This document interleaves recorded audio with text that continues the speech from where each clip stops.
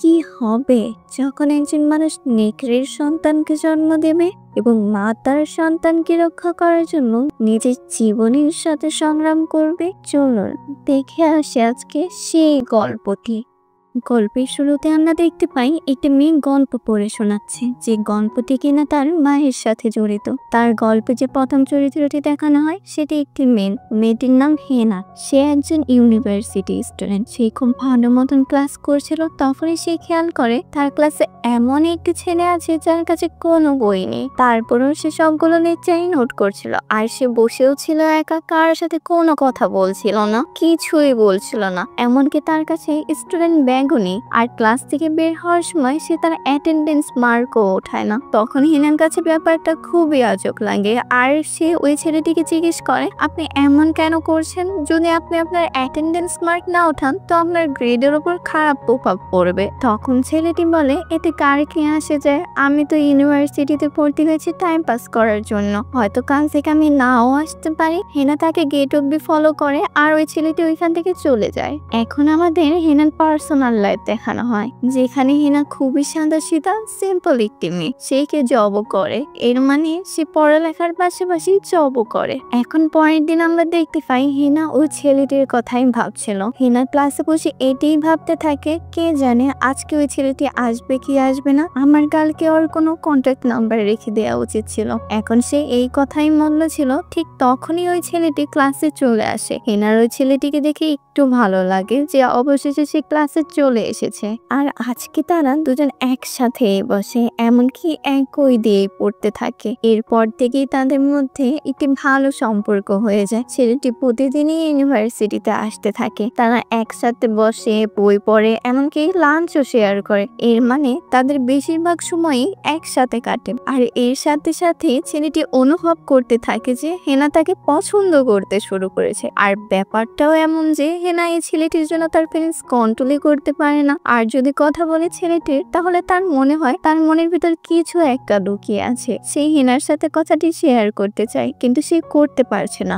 আর একদিন তারা দুজন একটি আজব জায়গায় যায়, মানে জায়গাটা তো বেশ সুন্দর, একটা ব্রিজ টাইপের, কিন্তু সেইখানে তারা দুজন ছাড়া অন্য কেউই ছিল না। আর এইখানে গিয়ে ছেলেটির কিছু আজব ফিল হতে থাকে। সে আজকে এখানে হেনাকে কিছু একটা বলতে চায়, কিন্তু সে বলতে পারে না, আর ওইখান থেকে চলে যায়। আর এভাবেই একদিন সময় হয়ে যায়। এখন সে পুরোপুরি প্রস্তুত তার সত্যটি হেনাকে বলার জন্য। হেনা তাকে জিজ্ঞেস করে, আসলে তুমি আমাকে কি বলতে চাও? আর ছেলেটি এখানে সত্য বলার জন্য সম্পূর্ণ প্রস্তুত। সে হেনাকে বলে, তুমি কিছুক্ষণের জন্য কি তোমার চোখকে বন্ধ করতে পারবে? হেনা যখনই চোখ বন্ধ করে তো সে তার আসল রূপে চলে আসে। আর এখানেই আমরা দেখতে পাই ছেলেটি কোনো মানুষ নয়, ছেলেটি একজন নেকড়ে। তাকে দেখে ভয় পাওয়ার বদলে হেনা তাকে একসেপ্ট করে নেয়, আর ছেলেটিকে বলে, আমি তোমাকে এখনো পছন্দ করি। আর এরপর থেকেই তারা একসাথে সময় কাটাতে থাকে। ছেলেটি মনে করেছিল তার সত্যটি জানার পর হেনা তাকে ছেড়ে চলে যাবে, কিন্তু এমনটি হয় না।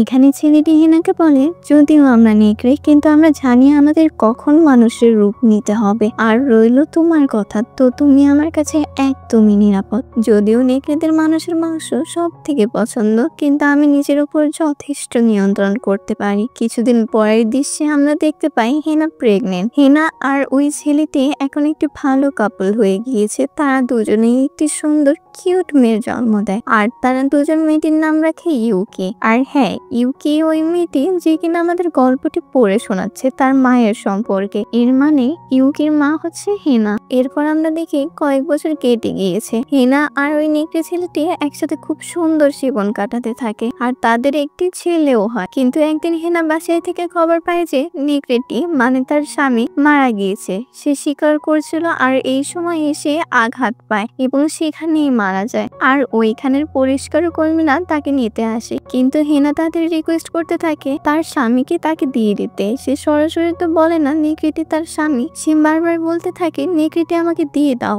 তারা হেনাকে নেকড়েটি দেয় না, বরং তাকে ধাক্কা দিয়ে নিচে ফেলে দেয়। হেনা এখানে একদমই ভেঙে পড়ে। তার ভালোবাসার মানুষটি তাকে ছেড়ে চলে গিয়েছে। এখন তাকে তার দুইটি নিষ্পাপ শিশু বাচ্চাগুলোকে একাই লালন পালন করতে হবে। এখন এইখানে হেনা তো একজন সাধারণ মানুষ, কিন্তু তার বাচ্চারা তো তার মতন সাধারণ কোনো মানুষ নয়। তারা নেকড়ের সন্তান, যার কারণে তাদের লালন পালন করতে তার একটু সমস্যাই হচ্ছিল। আর যখনই তাদের রাগ হতো তখনই তারা তার বাবার মতন নেকড়েতে রূপান্তরিত হতো। আর যেহেতু তারা ছোট, তাই তারা নিজেদের কন্ট্রোলও করতে পারতো না। আর এর সাথে সাথেই তাদের ক্ষুধাও অনেক বেশি লাগতো। আর হেনা যেহেতু সিঙ্গেল মাদার ছিল, তাই তাদের এত খরচ সে কিভাবে সামলাতে পারবে। আর এর জন্যই সে অনেক পরিশ্রম করতে থাকে। আর একদিন তাদের বাসায় সমাজকর্মীরা চলে আসে, কারণ হেনা এখনো তার বাচ্চাদের কোনো টিকা দেয়নি। তারা বলতে থাকে, আপনি এখনো আপনার বাচ্চাদের কোনো টিকা দেননি, ভালো হবে আপনি আপনার বাচ্চাদের টিকা দিয়ে দিন। তখন হেনা তাদের মানা করে দেয় এবং তাদের ওইখান থেকে যেতে বলে, কারণ সে জানে তার বাচ্চা যখন খুশি নেকড়েতে রূপান্তরিত হয়ে যাবে। আর বাইরের কেউ যদি এটি জানতে পারে তাহলে তাদের জন্য খুবই ভয়ঙ্কর হবে। আর এভাবেই সে তার বাচ্চাদের লুকিয়ে রাখতে রাখতে বিরক্ত হয়ে যায়। আর সে সিদ্ধান্ত নেয় সে এই শহর, মানে সে যেখানে থাকে টোকিও, এই শহরটি ছেড়ে দিবা আর একটি নির্জন জায়গায় চলে যাবে, যেখানে আশেপাশে তেমন কোনো মানুষই থাকে না। খুব তাড়াতাড়ি তারা ওইখান থেকে চলে যায়, কিন্তু তারা যে বাড়িটি নিয়েছিল সেটি ছিল বেশ পুরনো এবং ভাঙাচোরা। কিন্তু হেনার সাথে সাথে ওইটা ঠিক করতে থাকে। তার দুই বাচ্চা মানে ইউকি ও তার ভাই দুজনই অনেক বেশি খুশি হয়, কারণ নেকড়েদের এমনই নির্জন প্রাকৃতিক পরিবেশই অনেক বেশি পছন্দ। হেনা এখানে এসেও তার পরিশ্রম করা ছাড়েনি। সে সবসময় ঘরকে ঠিক করতে থাকে এবং নিজের বাচ্চাদের কখনোই ক্ষুধার্ত থাকতে দেয় না। এরপর হেনা ভাবে তার কাছে বেশ অনেক খালি জমি রয়েছে, কেননা কিছু ফসল ফলানো যায়। তাই সে একটি বই কিনে আনে এবং তার থেকে দেখে সে সবকিছু শিখে ফেলে। প্রথমে সে যে ফসলটি ফলাতে চায় সেটি হচ্ছে কপি, কিন্তু কোনো মতেই তার দ্বারা কিছুই হচ্ছিল না। তাই সে বেশ দুশ্চিন্তায় পড়ে যায়, কারণ সে যেই ফসলটি ফলাতে চায় তাই হয় না। এভাবে অনেক দিন হয়ে যায় আর সে এখনো পরিশ্রম করেই যাচ্ছে, কিন্তু তার দ্বারা কোনো ফসলই ফলছিল না। একদিন ওইখান দিয়ে একজন বৃদ্ধ লোক যাচ্ছিল। সে হেনাকে এত পরিশ্রম করতে দেখে বেশ খুশি হয়ে যায়। আর সে হেনাকে তার পুরনো ও খাঁটি উপায়ে তাকে ফসল ফলাতে শেখায়, যার পরে হেনা সেটা খুব ভালো মতোই শিখে যায় এবং এভাবেই গ্রামের অন্য মানুষরাও তাকে চিনতে শুরু করে এবং তাকে সাহায্য করতে আসতে থাকে। এখন গ্রামের মহিলারাও হেনার সাথে দেখা করতে আসতে থাকে। তাদের সবার ভিতর ভালো একটি সম্পর্ক হয়ে যায়, কিন্তু হেনা তার বাচ্চাদের তাদের সামনে আনে না, কারণ সে জানে তাদের সামনে বাচ্চারা নেকড়ে হয়ে গেলে তার জন্য সমস্যা হবে। কিন্তু সে সবাইকে বলেছে তার বাচ্চা আছে আর কখনো কখনো তাদের দেখাও যায়। গ্রামের ওই মহিলারা হেনাকে বলে, আরে তুমি কোন যুগে আছো, তুমি কি তোমার বাচ্চাদের পড়ালেখা করাবে না? এদের স্কুলে পাঠাও, তাহলে তোমার কাছেও কিছু সময় থাকবে। তখন তো হেনা তাদের এই বলে মানা করে দেয় যে সে তার বাচ্চাদের ভালো শিক্ষা দিয়ে বড় করছে। কিন্তু এই কথাটি ইউকি শুনে ফেলে আর রাতে মায়ের সাথে এই নিয়ে রাগ করে কথা বলে আর আবার নেকড়ে মানুষে রূপান্তরিত হয়ে যায়। সে বলতে থাকে, মা মা আমি স্কুলে যাব, তুমি তো আমাদেরকে বাইরেই যেতে দাও না। প্রথমে তো হেনা রাজি হয় না, কিন্তু পরে মেয়ের জেদ দেখে রাজি হয়ে যায়। কিন্তু ইউকিকে একটি শর্ত দেয় যে তুমি ওইখানে গিয়ে কখনোই রাগ করতে পারবে না আর নাই নেকড়ে মানুষে রূপান্তরিত হতে পারবে। আর এরপরই দেখতে পাই হেনার কষ্ট সফল হয়েছে। এর মানে তার জমিতে ফসল ফলেছে আর তার ফার্স্ট ফসল হলো আলু। আর সে আলু অন্যদেরকে দিয়ে অন্যান্য তার প্রয়োজনীয় জিনিস নিয়ে থাকে, যেমন সে একজনকে আলু দিয়ে তার কাছে থাকা চাল ডাল সবজি নিয়ে থাকে। আর এইভাবে তাদের দিন কাটতে থাকে। আর এরপরে শীতকাল চলে আসে আর বেশ ভালো বরফ পড়ে। আর আমরা দেখতে পাই হেনা তার মেয়েকে স্কুলে ভর্তি করে দিয়েছে। আর পরের দিন সকালে তার স্কুলের ফার্স্ট ডে। সে অনেক বেশি এক্সাইটেড আর সে স্কুলের উদ্দেশ্যে বের হয়ে পড়ে। আর স্কুলে গিয়েও সে টিচারদের প্রশ্নের সুন্দর উত্তর দিচ্ছিল, মনে হচ্ছিল সে বেশ ভালো স্টুডেন্ট হবে। এখন আমরা দেখতে পাই হেনা পরিবেশ কর্মীর কাজ পেয়েছেন, যদিও তার কাজের বেতন খুবই কম, তারপরেও সে কাজটি করে। হেনা তার ছেলের সাথে একা থাকে আর সে তার ছেলেকে ফরেস্ট দেখতে নিয়ে আসে। আর সেখানে গিয়ে তার একটি নেকড়েকে অনেক ভালো লাগে। হেনা তো তার সাথে কথা বলতে চায়, কিন্তু ওইটা একটি সাধারণ নেকড়ে ছিল।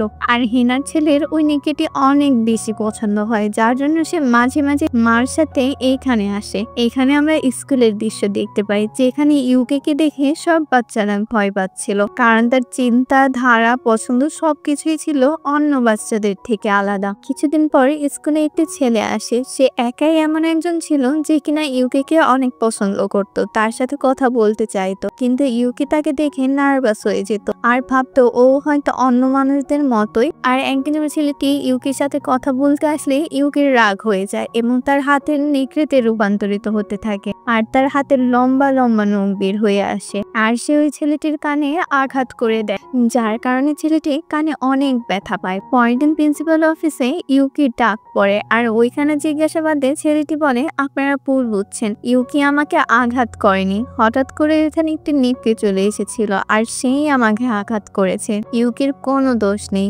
তখনই ইউকির ছেলেটির কথা মনে গিয়ে লাগে আর সে ভাবে ও সবকিছু জেনে কাউকে কিচ্ছু বললো না, বরং আমাকে প্রোটেক্ট করলো, আর যার কারণে সে ছেলেটিকে বিশ্বাস করতে শুরু করে এবং তাদের ভেতরে একটি ভালো ফ্রেন্ডশিপ হয়ে যায়। এরপর আমাদের এমিকে দেখানো হয়, মানে ইউকির ভাই এমি। সে জঙ্গলে ছিল আর তখনই তার মা ওইখানে চলে আসে আর বলে, আমার ছেলে একা এই জঙ্গলে কি করছে। তখন এমি তাকে একটি নেকড়ের সাথে পরিচয় করিয়ে দেয় আর বলে যে আমি এদের সাথে অনেক কথা বলি আর অনেক কিছু শিখতে পারি, আর এই বলে এমি তাকে থ্যাঙ্কস বলে।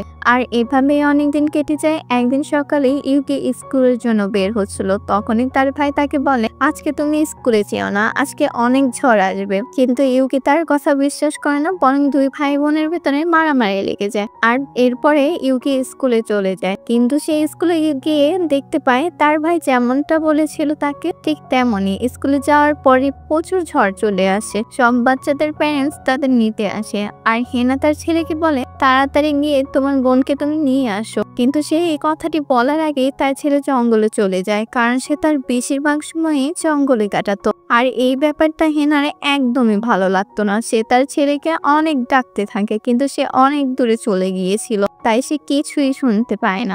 এদিকে স্কুলের দৃশ্য দেখতে পাই, যেখানে ইউকে আর তার সেই ফ্রেন্ড ছাড়া বাকি সব বাচ্চারাই চলে যায়। অনেক জোরে ঝড় তুফান আসছে আর ইউকে এখানেও নিজের আসল রূপে চলে আসে। আর ওই ছেলেটি ইউকিকে দেখে একদমই ভয় পায় না আর বলে, আমি তোমাকে ভয় পাই না, আমি শুরু থেকেই জানতাম তুমি একজন নেকড়ে, আমি তোমাকে বুঝতে চেয়েছিলাম আর যাতে আমি সাকসেসফুল। আর এখানে আমরা হেনাকে দেখতে পাই, যে কিনা তার ছেলেকে ডাকতে ডাকতে বৃষ্টি পানিতে ওইখানেই বেহুশ হয়ে পড়ে। সে একটি স্বপ্ন দেখতে পায় আর তার স্বপ্নে সেই নেকড়েটি আসে, মানে তার স্বামী। আর সে হেনাকে বলে, Hena, I am proud of you, আমি তোমাকে নিয়ে গর্ব করি যে আমি তোমাকে নিজের স্ত্রী হিসাবে পেয়েছি, তুমি আমাদের বাচ্চাদের খুব ভালো মতো বড় করছো, তোমার জায়গায় অন্য কেউ থাকলে হয়তো এমনটা করতেই পারতো না। আর এইখানে হেনা তার ছেলের জন্য খুবই চিন্তিত যে সে তার কথা মোটেও শুনে না আর জঙ্গলে চলে যায়। আর এখানে ওই নেকড়েটি, মানে তার স্বামী, তাকে আশ্বাস দেয় যে ও আমার ছেলে, ও একজন